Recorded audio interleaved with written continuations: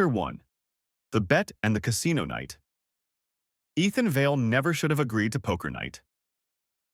It was supposed to be simple. Just a few rounds with his friends at the dorm lounge, some cheap beer, and laughter to chase away the stress of finals. But Ethan's luck had always been a double-edged sword.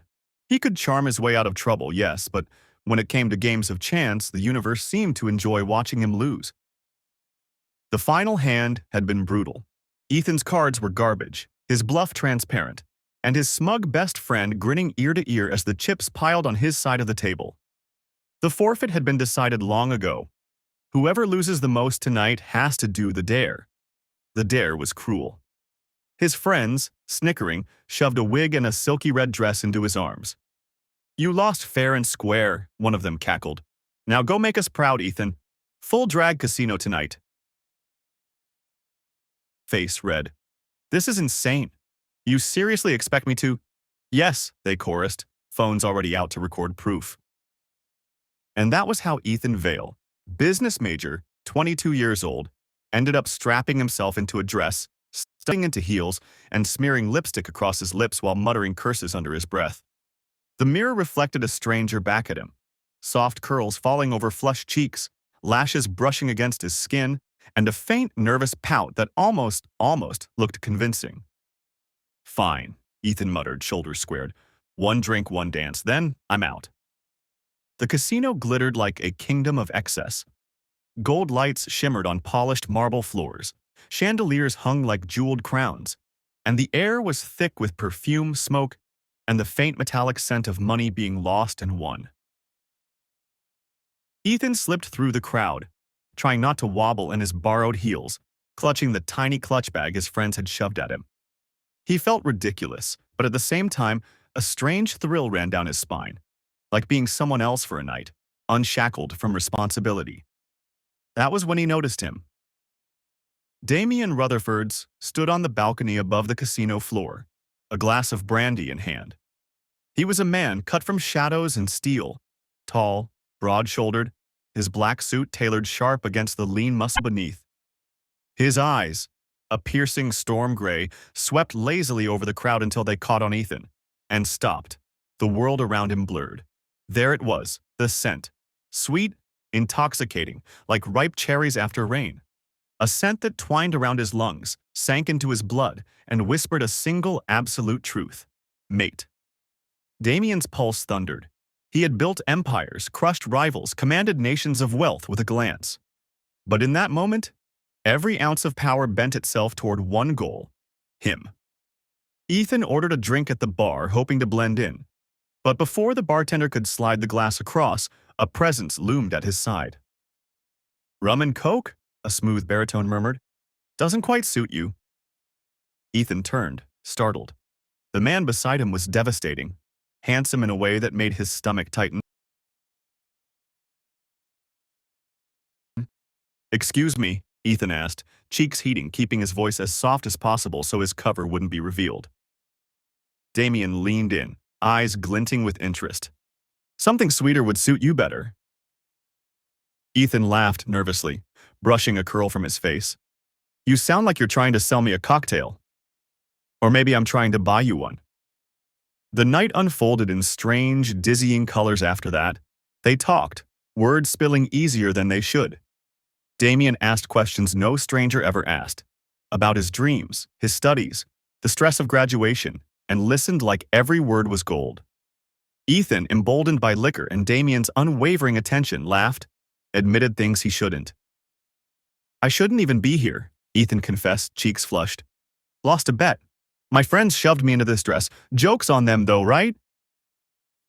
Damian's eyes darkened, fascination sharpening into hunger. He wasn't repulsed. He was enthralled. The disguise didn't matter. The scent, the spark, the soul he saw in Ethan did. When Damian asked him to dance, Ethan found himself saying yes. Under the glittering chandelier, bodies pressed close, Ethan's laughter bubbled up, sweet and addictive. Damian's hand rested against his waist, possessive even then, his lips brushing near Ethan's ear as though he couldn't help himself. For a moment, Ethan swore he saw something in those storm-gray eyes, something terrifyingly intense. That was why, when his chest clenched with an unfamiliar heat, When the air felt too thick and his heart raced too fast, Ethan panicked. I need to go, he stammered, breaking away from the dance floor. Damian caught his wrist, eyes flashing. Where are you going? Home, Ethan lied, forcing a shaky laugh. Before this gets complicated. And then he was gone, heels clattering as he vanished into the night. Damian searched. He scoured the casino, tore through security footage, ordered his men to follow every lead. But Ethan Vale was like smoke, gone before his fingers could close. For weeks, Damian hunted him. He visited clubs, universities, even hired investigators to trace that laugh, that scent. Every time he thought he caught a glimpse, a student walking past a shadow in a crowd, it slipped away. His obsession grew. The sheets on his bed smelled empty. His chest ached with a void he'd never known. Damian Rutherford's Billionaire, Enigma, Master of Empires, was undone by a single night and a man who had vanished without a trace. But he swore to himself, voice a growl in the solitude of his penthouse. I'll find you, no matter what it takes. You're mine. And when Damian Rutherford's made a vow, the world bent to obey. Chapter 2. The Graduation Encounter. 8 months had passed since that night at the casino. 8 months since Ethan Vale vanished from Damian Rutherford's grasp like a dream, dissipating with the dawn. Ethan had buried it all deep. The red dress, the wig, the way his chest had hammered when Damian's storm-gray eyes locked onto his. It was just one night, he told himself. A dare gone too far, nothing more. Now, with finals behind him, he was standing on the edge of his future. Cap on his head, gown billowing, his name about to be called at the most prestigious business university in the country. He was free, or so he thought. The auditorium glittered with chandeliers and banners, filled with graduates and their families. Professors sat on the stage, their faces stiff with pride and expectation. Cameras flashed, the air hummed with excitement. But when the announcer introduced the chief guest, the room shifted. Ladies and gentlemen, please welcome Mr. Damian Rutherford's, CEO of Rutherford Enterprises and patron of the university. Gasps and whispers rippled through the crowd as the billionaire strode onto the stage. His presence was commanding, a sharp suit sculpted to his frame, his aura thick with dominance. The world's youngest Enigma tycoon, feared and revered in equal measure. Ethan's stomach dropped. No, it can't be. But the moment Damian's gaze swept the audience, pausing, narrowing, Ethan knew. He froze, heart slamming in his chest, while Damian's entire body stilled like a predator catching a familiar scent. Cherry. Sweet. Intoxicating. 8 months hadn't dulled it. Damian inhaled once, and his composure cracked. Mine. The ceremony dragged painfully for Ethan, every second under the weight of Damian's eyes. When his name was finally called, Ethan stumbled onto the stage, shaking the dean's hand. Applause erupted, but Ethan barely heard it. Because Damian's hand extended next. The billionaire's grip closed around his, warm, unyielding, lingering far too long. Their eyes locked. You, Damian whispered so quietly only Ethan could hear. Ethan swallowed, forcing a shaky smile for the cameras. Congratulations, sir, he muttered, but Damian's fingers tightened before finally letting go. When the ceremony ended, Ethan thought he could escape into the sea of graduates. He was wrong. The courtyard was buzzing with laughter, friends tossing caps in the air, families cheering. Ethan was halfway across the lawn when a sudden hush rippled through the crowd. Damian Rutherford's had descended from the stage. And he wasn't alone. His men, tall, suited, intimidating, fanned out surrounding a single figure. Ethan Vale. Damian's voice was low but carried like thunder. Students turned, whispering, phones already out. Ethan's friends froze beside him, eyes wide, as Damian stepped closer, his gaze hungry, dangerous. Why? Damian said, closing the space between them. Did you vanish? Ethan's pulse spiked. Every instinct screamed to run, but his body betrayed him, rooted to the spot. His friends exchanged panicked glances, but none dared intervene. The air was too thick, Damian's presence too suffocating. Ethan forced himself to meet those storm-gray eyes. "Because it was a mistake," he said, voice trembling but steady. "That night, it wasn't real. I didn't want to hope for something impossible. I thought you'd regret it." "Regret me?" The words tasted bitter, but it was the only shield he had. Damian's jaw clenched. He leaned closer, his voice a dark caress. "Regret you? I burned the world looking for you." Gasps rippled around them. Damian's secretary, Adrian Cole, stood silently at his boss's shoulder, gaze flickering toward Ethan with something softer, pity almost, but Damian himself never broke eye contact. "You're mine," Damian said simply, as though it were fact carved into stone. "You were always mine." And then, just as suddenly, Damian turned, signaling his men. They moved back, and the billionaire strode away, his presence leaving a vacuum in the courtyard. But his words lingered like a brand on Ethan's skin. The silence shattered into chaos. Ethan's friends rushed to him wide-eyed. "Ethan," one hissed. "What the hell was that? Why was Damian Rutherford's talking to you like that? Bro, his men surrounded you. Are you secretly his sugar baby or something?" Another whispered, half joking, half terrified. Ethan squeezed his eyes shut, exhaling shakily. "It's complicated." "Complicated?" his best friend snapped.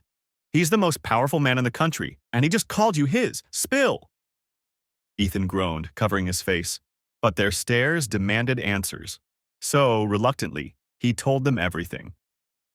About the poker night, the bet, the red dress, the casino, and the man whose eyes had burned holes into his soul ever since. By the time he finished, his friends were silent, jaws slack. "You mean to say," one whispered hoarsely, "you seduced Damian freaking Rutherfords by accident, in drag, and then ghosted him?" Ethan groaned louder.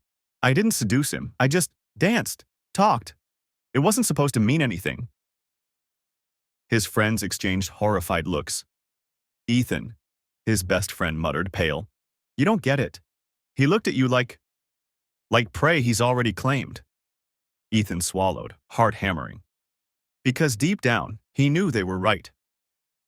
That evening, as the sun dipped below the horizon, Ethan slipped away to breathe, finding himself near the empty faculty wing. That was when Adrian, Damian's secretary, appeared silently beside him. "You should know something," Adrian said calmly. "Our boss didn't sleep for months. He tore apart every casino, every club, every street looking for you. He was unwell without you, obsessed." Ethan's throat went dry. "That's insane." Adrian's lips curved faintly. "Perhaps? But Mr. Rutherford's doesn't let go of what's his. You should prepare yourself, Mr. Vale. His plans for you have only just begun." Adrian walked away, leaving Ethan alone in the echoing hall. And for the first time in months, Ethan felt true fear crawl down his spine. Because Damian Rutherford's had found him again. And this time, he wouldn't let go. Chapter 3. The Chains of Affection. Ethan Vale had graduated with honors, top of his class. On paper, he was everything companies claimed to want: sharp, ambitious, disciplined. Yet week after week, his inbox remained empty. The polite rejections piled higher, and opportunities that should have been open to him mysteriously closed. By the third month, frustration gnawed at him. His friends had already landed internships or secure offers, yet Ethan was stuck. Out of desperation one evening, he scrolled through job postings again, only to find one that shouldn't even exist. Personal secretary to Damian Rutherford's. The salary was double what most fresh graduates could hope for. The requirements were vague, the application deadline oddly short. Ethan's first instinct was to laugh. There was no way, no chance in hell Damian Rutherford's would want him hovering nearby after that intense confrontation at graduation. And yet, it was his only option. With a sigh, Ethan submitted his application. Damian smiled when the notice crossed his desk. He had been waiting. The last few months had been a delicate game, strings pulled from the shadows, recommendations quietly withdrawn, interviews sabotaged with a whispered word from his vast network. Every path Ethan could have taken had been severed, except one, the one that led to Damian. And now, his prey had walked willingly into the trap. Ethan's first day as secretary was disorienting. The building itself was a monument of glass and steel, towering above the city skyline. Employees whispered as he passed, eyes flicking between him and the top floor where Damian's office loomed like a throne. "Relax," Ethan muttered to himself, squaring his shoulders. "He's just my boss, nothing more." But the moment he entered Damian's office, the air shifted. Damian was there, leaning against his desk, eyes glinting. He was immaculate, commanding, and already far too close. "Ethan," Damian said smoothly, his voice like velvet steel. "Welcome home." Home. Not to the company, not to the job, home. Ethan ignored the chill that ran down his spine. "It's just work. Don't make it sound weird." But Damian only smiled faintly, like he had all the time in the world. The weeks that followed blurred into a haze of proximity. Ethan sat outside Damian's office, scheduling meetings, answering calls, organizing contracts. It should have been normal, but Damian's presence was never normal. Whenever Damian passed him, the air thickened, sweet, heady, disorienting. His pheromones leaked into the office in careful doses, invisible chains wrapping tighter each day. Ethan didn't notice at first, but his body did. His pulse quickened, his cheeks flushed, and when Damian leaned close to review a document or whisper instructions, Ethan found himself dizzy, dependent on that intoxicating scent. It wasn't just work either. Flowers appeared on his desk. Dinner invitations slipped into his schedule, written in Damian's own hand. Men who so much as smiled at Ethan during lunch found themselves transferred or quietly warned away. Once, when a visiting executive placed his hand too casually on Ethan's shoulder, Damian had appeared from nowhere, storm gray eyes flashing, his pheromones lashing out like a storm. The man nearly fainted under the weight of it, retreating instantly. "Mine," Damian had growled low so only Ethan could hear. Ethan snapped at him later. "I'm not yours." Damian only tilted his head, gaze soft but unyielding. "Not yet." Months dragged on. 10 to be exact. 10 months of flowers, dinners, whispered promises, subtle threats, and suffocating care. 10 months of Damian coaxing him, gently poisoning him with pheromones until Ethan couldn't fall asleep unless he caught the faintest trace of Damian's scent in the air. Ethan fought it, resented it, cursed him for it. Yet his body betrayed him every time, heart racing at Damian's touch, knees weak when Damian leaned close, stomach fluttering at his smile. He was being worn down, and Damian knew it. The breaking point came one rainy evening. Damian invited him to a private dinner. No board members, no clients, just them in a penthouse dining room that overlooked the glittering city below. The atmosphere was intoxicating. Soft candlelight, wine that warmed Ethan's throat, the ever-present haze of pheromones that made his chest feel too tight. "You've worked hard," Damian murmured, watching him with unblinking intensity. "Let me reward you." "It's just dinner," Ethan muttered, shifting uncomfortably. But his cheeks burned, his body betraying him. When the wine ran low, Damian moved closer, his chair scraping against Ethan's. "You keep resisting," Damian whispered, fingertips brushing Ethan's jaw. "But your body doesn't lie." Ethan jerked back. "I don't want this." "Yes, you do." Damian's pheromones thickened, a velvet net dragging Ethan down. "You're mine, Ethan. You've always been mine." Ethan trembled, half in anger, half in desperate need.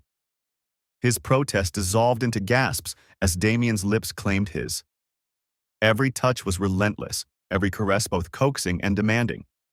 Ethan resisted, then melted, then resisted again, until his body betrayed him completely, tangled with Damian's in a haze of pheromone intoxication and passion.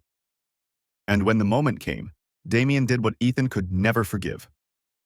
He marked him. Pain lanced through Ethan's neck, his glands burning with fire they were never meant to endure.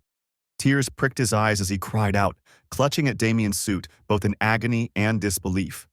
"Stop, Damian!" But Damian held him tenderly, possessively, his lips brushing the tears from Ethan's cheeks. "Shh, it's over. You're mine now. Forever." The mark throbbed, raw and binding, the scent of Damian imprinted permanently into Ethan's very being. Ethan sobbed in anger and confusion, trembling in his arms. Damian only rocked him gently, his pheromones wrapping them both in a suffocating cocoon. "You'll understand soon," Damian murmured, kissing his temple with maddening tenderness. "I'll never let you go. I'll cherish you until the end of time. You belong to me, Ethan, and I'll make sure you never forget it." And as Ethan's tears dampened his chest, Damian smiled faintly, victorious, obsessed, and terrifyingly gentle. His chains had finally bound the one he had chased for so long. Chapter 4. The Marriage Pregnancy. The proposal wasn't really a proposal, it was a declaration. Damian stood before Ethan with that sharp, unyielding gaze that could bend entire boardrooms to silence. "Marry me," he said, not as a plea but as an inevitability. Ethan had resisted, stubborn as always, arms folded across his chest, chin raised in defiance. "No, not unless the world knows. If you want me, Damian, then stop hiding me like some secret indulgence. Tell everyone I'm the one you're obsessed with. Until then, there's no marriage." For the first time, Damian smiled. Not the cold, ruthless smile he wore in public, but something dark, triumphant, and possessive. "Done. The whole world will know you're mine." And within weeks, every media outlet screamed the headlines. Damian Rutherford, the elusive Enigma tycoon, is obsessed with his newfound love. Paparazzi swarmed, tabloids speculated endlessly, and in every photo, Damian's hand was always on Ethan, around his waist, on his wrist, scenting his neck with a shameless brush of lips. The wedding was luxurious, extravagant, and suffocating. Ethan stood there in his tailored suit, his hands slightly trembling, while Damian's grip on him was steady, firm, unrelenting. The vows were less about promises and more about possession. Damian whispered against his ear as they exchanged rings. "You're mine now, Ethan. Forever. There's no escape." Married life. Living with Damian was overwhelming. Every morning, Damian's scent was the first thing Ethan woke up to, his Enigma pheromones wrapped around him like chains of silk. Breakfast was already prepared, Damian sitting close enough to touch him with every movement. At work, Ethan barely had space to breathe. Damian had placed him in a private office connected directly to his own. If Ethan tried to walk anywhere alone, there were guards, always within sight. Yet, with the suffocation came comfort. Damian pampered him relentlessly, expensive gifts, warm embraces, soft whispers when he thought Ethan was asleep. And when arguments came, as they inevitably did, Ethan would stand his ground at first, his sharp tongue lashing out. But Damian never once shouted or lashed out at him. When Ethan lashed out, Damian would fall silent then, lips pressed tight, obediently waiting until Ethan's storm passed. Only afterward, when Damian's arms encircled him and his pheromones soothed the air, did Ethan allow himself to calm down and relax. Damian would kiss his temple, murmur, "I'll love yous," and promises, until Ethan's heart softened against his will. Meeting his friends. 4 months into the marriage, Ethan finally met his old college friends. They stared at him with wide eyes, jaws nearly dropping when Ethan walked in with a golden band on his finger and Damian's scent still clinging to him. You really married him?" one friend stammered. Ethan shrugged, pretending casualness while sipping his drink. "Yes, Damian is obsessive and possessive." He paused, smirking faintly. "But he loves me. He pampers me a lot. And the most surprising part is that when I'm angry, he just listens quietly until I calms down. Then he hugs me, smooths me with his pheromones. That's just how he is. He never once lashes out at me or hurted me." His friends gaped, unable to believe Ethan's blasé tone. Ethan leaned back in his chair, eyes glimmering with something they couldn't quite name. "I never thought I'd end up here," he admitted softly. "But I am. And honestly, I know how enigmas are. rare. At the top of the human chain. Territorial. Obsessive. Possessive. I'm experiencing all of that firsthand. The table erupted in nervous laughter, jokes spilling between them, though a shadow of awe lingered in their gazes. Pregnancy. 8 months after the wedding, Ethan's world shifted again. He had been feeling ill, nausea in the mornings, dizziness, cravings that made no sense. At first, he brushed it off as stress, but one hospital visit later, the truth came crashing down. He was pregnant. Ethan sat in the sterile white room, pale and trembling, as the doctor confirmed it. His mind reeled. Pregnant. With Damian's child, an Enigma's heir. Damian, on the other hand, was incandescent with joy. He lifted Ethan off the hospital bed as though he weighed nothing, kissing his face over and over, eyes wild with happiness. "You're carrying my child," he whispered reverently. "Our child. The world will know. I'll build you a palace if I have to." And he did. Within days, Damian commissioned an entire new wing in his mansion. Nurseries, playrooms, and a private suite designed solely for Ethan's comfort. Cribs carved from rare wood, silken sheets, an army of staff trained to attend to Ethan's every need. Damian hovered constantly, refusing to leave his side for more than an hour.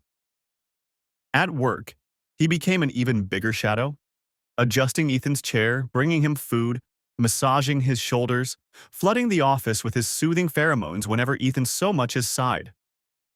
Ethan resisted at first, stubborn as always, grumbling at Damian's suffocating doting. But slowly, his tsundere heart began to thaw. He found himself leaning into Damian's touch more often, allowing the kisses, accepting the relentless gifts. And at night, when Damian wrapped him close, hand resting protectively over his stomach, Ethan would secretly smile into the darkness. Because even if it was obsession, even if it was possession, it was also love. And Damian's love, dangerous and consuming as it was, had become his world. Chapter 5. Forever Bound. Pregnancy changed everything. For Ethan, it was a storm of emotions. Hormones, cravings, sleepless nights, sudden bursts of irritation that left him exhausted afterward. For Damian, it was a battlefield, not against the world this time, but against Ethan's unpredictable mood swings. And he surrendered every single time. Mood swings. Overprotectiveness. One morning, Ethan slammed his fork on the table, glaring at the bowl of porridge Damian had personally prepared. "Why does it taste so bland? Are you trying to make me hate food?" Damian, who had spent hours instructing the chef and even tasting it himself, froze for only a heartbeat before nodding seriously. "You're right, it's terrible. I'll fire the chef and cook something else for you." Ethan blinked, guilt flashing across his face. "Wait, I didn't mean—" But Damian was already in the kitchen rolling up his sleeves. By the time he returned, he held a tray of hand-prepared food, his Enigma pheromones wrapping around Ethan like a warm embrace. "Eat this. If it's not good, I'll make it again until it is." Ethan sighed, biting into the food reluctantly, only for tears to spring to his eyes. "Why are you so good to me? It makes me feel stupid for yelling." Damian sat beside him, pulling Ethan into his chest, whispering against his hair. "Yell at me 1,000 times if you must. I'll still love you. I'll still give you everything." His pheromones laced the air, calming Ethan's heartbeat until he melted against him, grumbling but secretly soothed. Every doctor's appointment was an ordeal. Damian insisted on holding Ethan's hand throughout, glaring at the nurses as though they were threats. When Ethan complained about needing space, Damian's expression would soften, yet his hand never let go. At home, Damian's obsession magnified. He forbade Ethan from climbing stairs, from lifting anything heavier than a glass of water. He personally tucked Ethan into bed every night, rubbing his swollen feet, scenting his neck until Ethan fell asleep. And when Ethan woke up crying one night, frustrated with the weight of his body, the fear of childbirth, the irrational panic that maybe Damian would stop loving him, Damian immediately surrounded him in a cocoon of pheromones, kissing away his tears. "Ethan, listen to me," Damian whispered hoarsely. "You're mine. You'll always be mine. Nothing in this world could ever change that." Ethan sniffled, clinging to him like a lifeline. And though he would never admit it aloud, Damian's suffocating devotion was the only thing keeping him sane. The birth. 9 months later, the night arrived. Ethan's cries echoed through the hospital as Damian paced like a caged beast outside the delivery room, his Enigma aura so intense that doctors and nurses avoided eye contact. Only when they let him in did he rush to Ethan's side, gripping his hand as though anchoring them both. "Breathe, Ethan. Look at me," Damian urged, his voice trembling despite the calm mask he wore for everyone else. His pheromones filled the sterile room, wrapping Ethan in waves of comfort as he screamed through the pain. Hours later, a newborn's cry filled the air. The doctor announced softly, "It's a boy." Damian froze, his eyes widening as though the universe itself had just bowed before him. When they placed the tiny bundle in his arms, Damian's chest shook. The baby had soft, dark hair, the faintest hint of Ethan's nose, and Damian's eyes. "Alexander," Damian whispered. "Our Alexander." He pressed a trembling kiss to the baby's forehead before carefully lowering him into Ethan's arms. Ethan, sweat-soaked and exhausted, looked down at their son, tears streaming silently. Damian crouched beside him, cradling both Ethan and Alexander in his embrace. "You've given me everything I ever wanted, Ethan. You and him. You're my whole world. Forever bound." Few weeks later. At night, in the dim glow of their bedroom, Ethan finally drifted to sleep, cradling Alexander protectively against his chest. His face was pale, his lips parted with exhaustion, yet peaceful. Damian slid onto the bed behind him, curling his body around both his treasures. He released his pheromones, saturating the room until it was thick with his presence, a shield, a warning, a claim. He kissed Ethan's temple again and again, then pressed reverent lips against the permanent mark on Ethan's neck, the proof of their unbreakable bond. His hand rested over Ethan's waist, his other over Alexander's tiny body, as though daring the world to try and take them away. "I searched the earth for you, Ethan," Damian whispered into the silence. "And now that I have you, you'll never escape me. You don't need to, because I'll love you until my last breath." He closed his eyes, inhaling the scent of his mate and his child, and for the first time in years, Damian Rutherford felt utterly complete. The curtain fell on a scene of love so overwhelming it blurred the line between devotion and possession. And for Ethan, wrapped in Damian's arms with their son between them, it didn't matter anymore. He was forever bound. And now Ethan doesn't mind being bound to his lunatic husband who loves him crazily. Because now he is his home.